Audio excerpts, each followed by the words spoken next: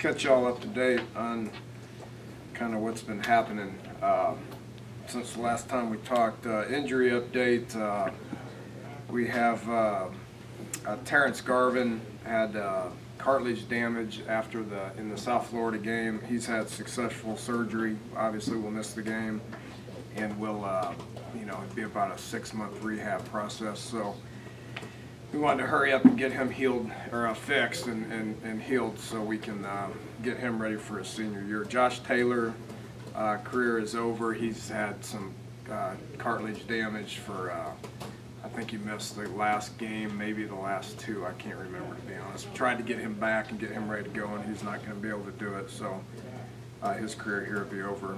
Other than that, we're relatively healthy. I feel like we're in good shape. Over the last 3 weeks, these guys have got in and got, a good 3 or 4 days of lifting and running in. So I feel like we're in pretty good shape and we're healing up pretty good and probably as healthy as we've been, other than those two guys. One side note: Brad Starks, Josh Jenkins, and Trell Chestnut are all, they're fixed. Bradley's obviously gonna try to get better and do it what he can with the rest of his career past here. Jenkins and Chestnut are healing very well and be ready to join the team in January when we get back, January 9th. Academics came out. I was really proud of how they did academically, and I think being able to go to the Orange Bowl got these guys to kick it into high gear for about 2 weeks and finish pretty strong. So we had 7 guys that ended the semester with a 4.0. We had 35 guys in the semester with the 3.0, so 42 of our guys really stepped it up and academically did real well. We have 1 academic casualty.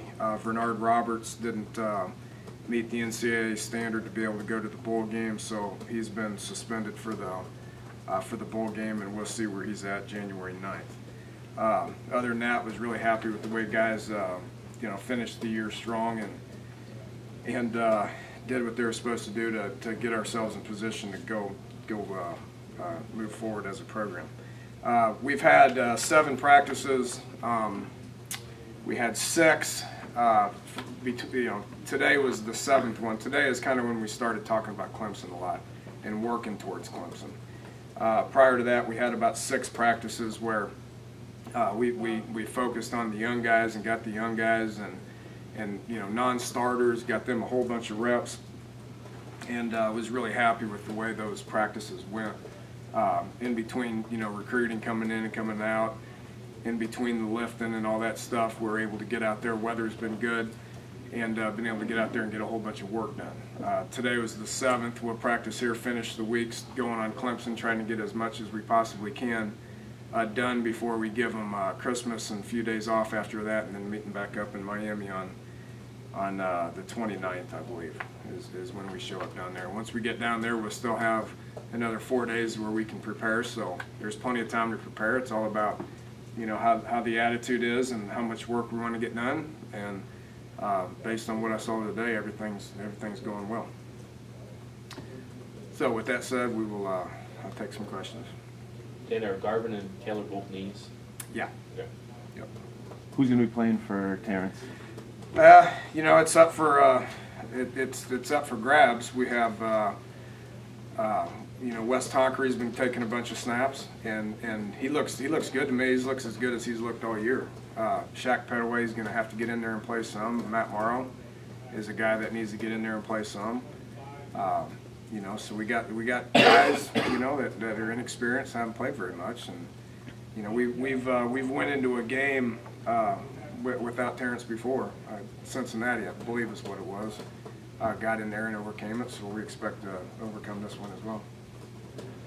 Starks can't play though? No, he's done. Yeah, he had surgery. You mentioned the guys with the 4.0s. Can you mention the 7 guys by name? Yeah, love to. Ricky Kovach, Ryan Neal, Cody Nutter, Stephen Pastors, Casey Vance, who's in graduate school and he still hasn't got a B since he's been here, Michael Burchett, Nate Majernik, let me 7. We got 2 walk-ons and 5 scholarship guys.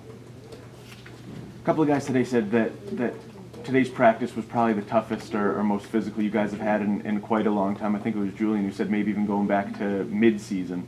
Can you talk about the importance of kind of coming out and getting right back into it like this? Yeah, we've planned this out, which this isn't the first time we've done that. Both, where I've been and these guys that have been around here for quite a while. So we planned this out to where you didn't want to just beat them up for a month.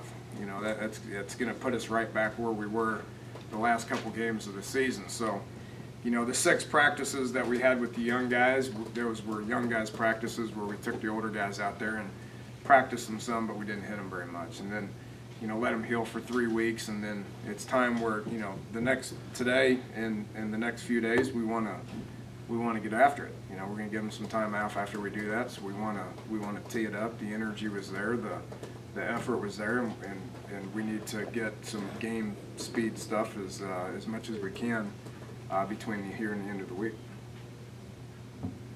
Now that you've studied Clemson, what do you see out of them both offensively and defensively? They're similar to us.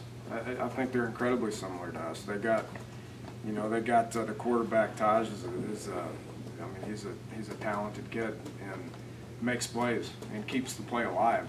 You know, I mean he can throw it, he can scramble. They run him more than we run Gino, obviously. You know, they got a great tight end. They got Sammy Watkins is one of the faster football players in college football. You know, they do a good job with misdirection runs. It's the same background offensively that we faced with Pitt. Their offense coordinator Chad Morris was under Todd Graham last year at Tulsa and has learned a lot from Gus Malzahn, as did Todd Graham. So it's very similar, which is challenging because they run the ball a good bit. They misdirection it, but they will throw it downfield quite a bit as well. Defensively, they got they got a great looking team. Probably their D-line is as talented as we've seen. You know, the Andre Branch kid, number 40, is a guy that when he turns it on can get upfield, much like a guy that we have on defense. So, you know, and then they have a lot of secondary guys that are athletic and do a good job of covering in space and closing on the ball quickly. So, you know, and we'll continue to keep learning more and more about them here in the next few days and practice it and try to come up with a plan that is going to get us some yards and be able to stop them defensively and get them off the field. And special teams wise, you know, we got to cover because they got return guys, the same guys that we talked about in offense that are dynamic. We got to be able to cover, and they're probably talking about at their place that they got to cover pretty good too, because last time I checked, we had a pretty good return guy. So, you know, it's 2 similar teams, and if you look at schedules and common opponents and all that, then I think it's pretty similar. What was the difference for them in that sort of 3 or 4 game stretch where they struggled a little bit? They started off the season so well and obviously finished it with a bang, but is the difference really just having Watkins for them in those games where they struggled? Yeah, he's a difference maker like that, there's no question. And I think it's much like what we've talked about throughout the course of the year, that there's only, I mean, they were on that run there where they were 5th in the country or 4th in the country, or no matter what they were. I mean, they were playing some good football, and it's just tough to play at that level for 13 games. And I mean, it's tough for anybody to play at that level for 13 games. We've talked about it all year that you know, teams have letdowns and they don't show up and play as good as they have. What happens? Well, they get beat. That's just the way it is. It's the way college football is. There's only one team across the country right now that was able to line up and win every game. So, you know, they turned it on at the end and won the ACC, and that's a pretty good year. A lot of times in bowl games you see special teams, big plays or mistakes. Is that common, do you think, just because it's hard to replicate full speed special teams in practices, the offense and defense? Yeah, because there's so much space and it's all full speed and it's tough to practice that. So, you know, we'll rep it and we'll practice it and we'll watch film and we'll treat it like anything else. So I think you know, you got to get your guys on there that can make a difference, and you got to get them buying into what it is. So we won't treat this one any different than all the rest of them. We try to figure out what they're doing special teams wise, and then it's about getting people out there that make some plays in space. Comparison good to Boyd to B.J. Daniels, except maybe he throws a little better. B.J. Daniels throws the ball pretty good.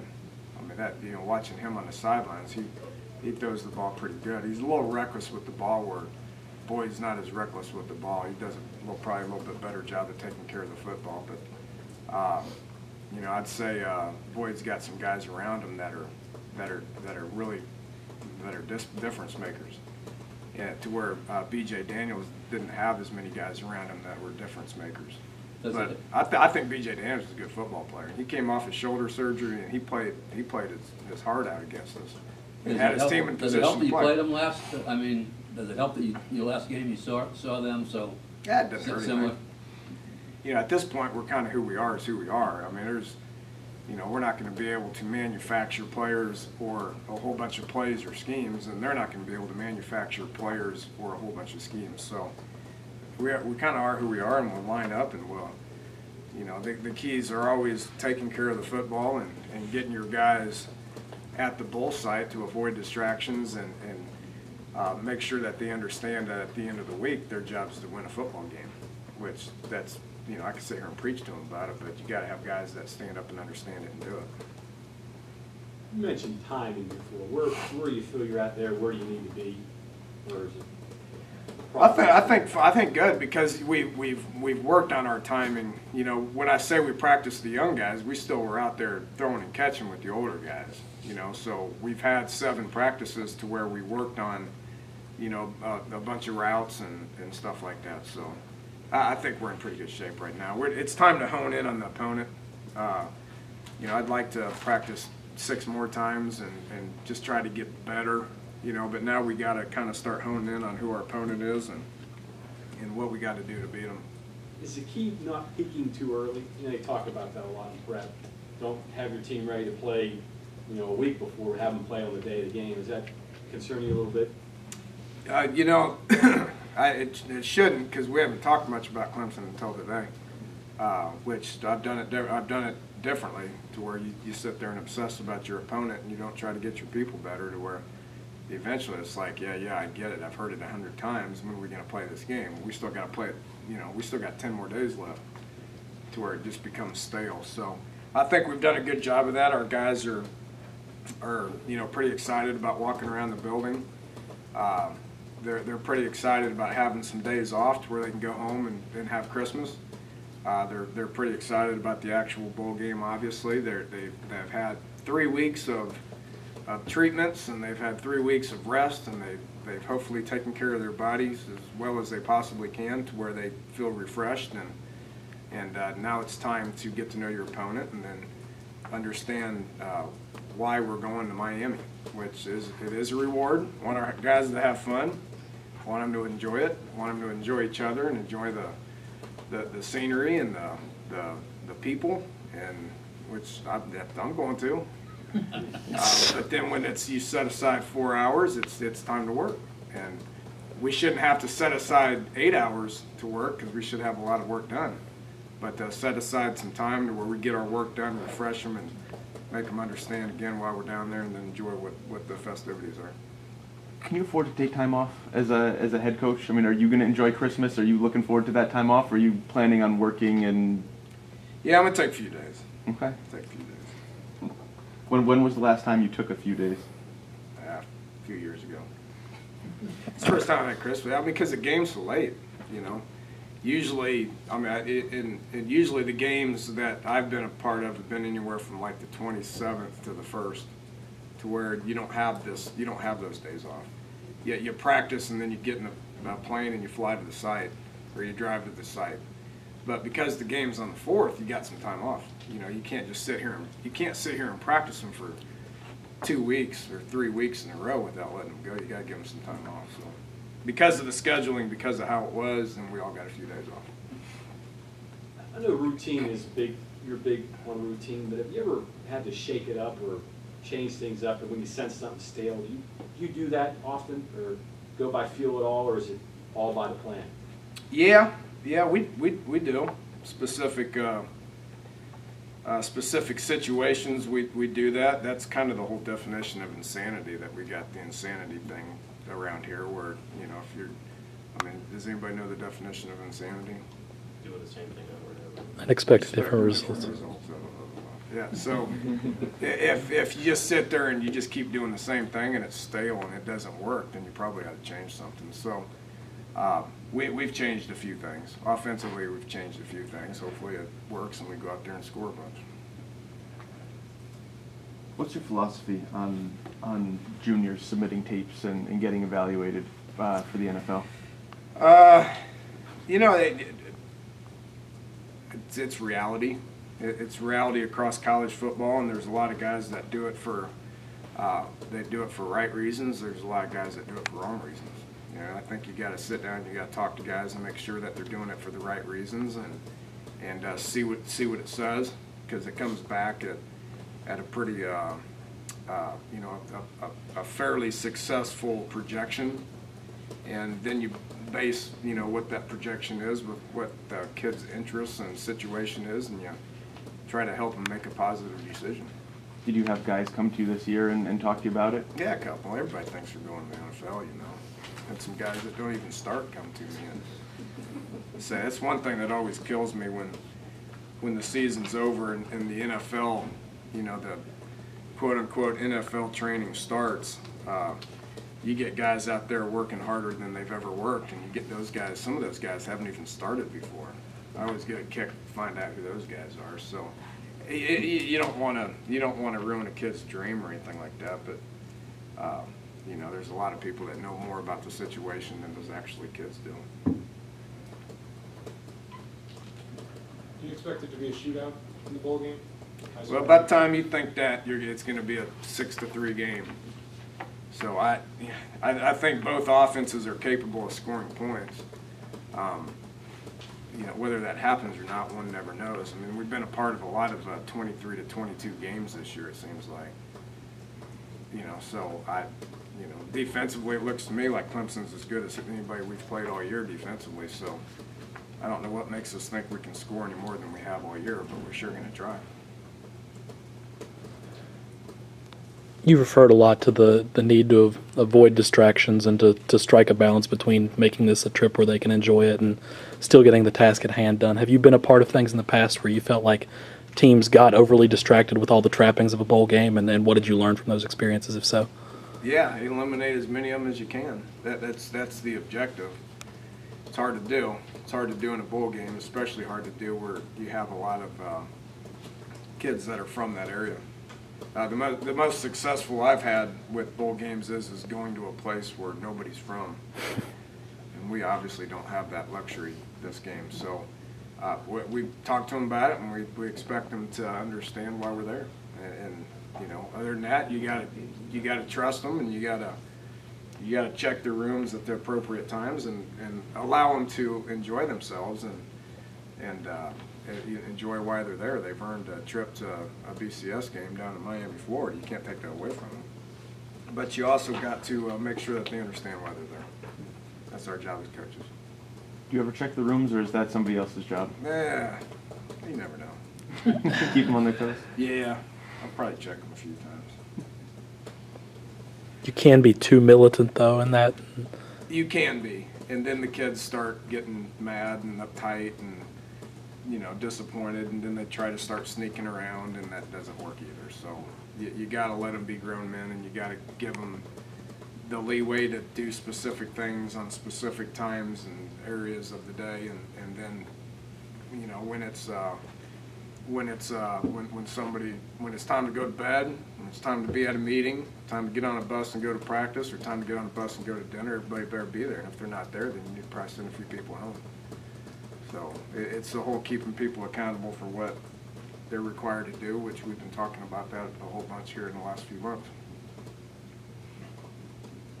One of the guys with the 4.0 you mentioned was Ryan Neal, and I know he has med school aspirations, and he's kind of gone up and down with the injuries this season, but discuss a little bit his ability to balance the books and the field and kind of how far he's come since the spring. I've done good.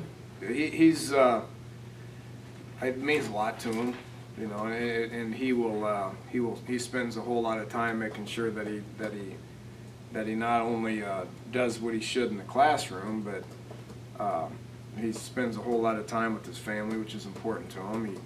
He spends a whole lot of time in the weight room, which is important to him. He was down there doing sit-ups there before I came up after practice. So he's just a very determined kid, and that's his mindset. And it's probably something his grandfather said when he was a little kid that made him flip a switch and do things right. So wish we had a lot of kids like him from a standpoint of just always doing things right. And now he needs to learn how to make a few plays. He's got one more year for that. Thanks, guys. All right, thanks, guys.